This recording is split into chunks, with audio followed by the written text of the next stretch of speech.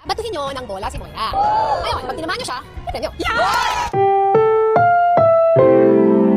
Ang programang ito ay rated SPG. Striktong patnubay at gabay ng magulang ang kailangan. Maaaring may masiselang tema, lengguwahe, karahasan, sexual, horror o droga na hindi angkop sa mga bata.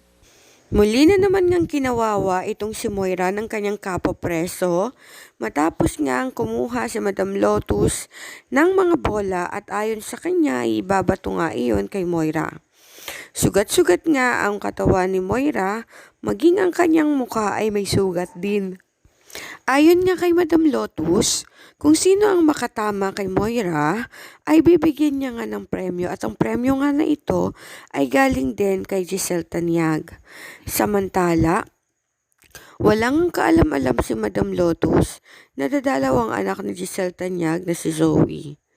Noong mga oras na yun ay wala nang pakialam si Zoe kung pag-isipan man siya ng hindi maganda ng mga tao sa pagpunta niya sa kanyang nanay na si Moira. Magagawa niya naman ito ng paraan. Ngunit pagdating niya sa kulungan, ay dito niya napagtanto na nahihirapan talaga si Moira. Tinawag nga ng mga pulis itong si Moira at hindi naman ito nakapagsumbong. Samantala, kitang-kita naman ni Zoe ang kalunos-lunos na kalagayan ng kanyang nanay na si Moira dahil na rin sa mga sugat na tinamo nito. Naiyak na lamang si Zoe nang makita niya ang kanyang nanay na puro sugat at agad niya nga itong tinanong.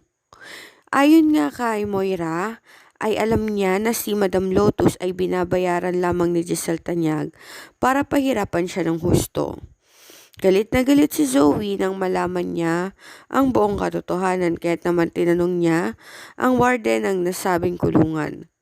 Sinabi niya na hindi maganda ang nararanasan ng kanyang nanay at siguradong may threat sa buhay nito.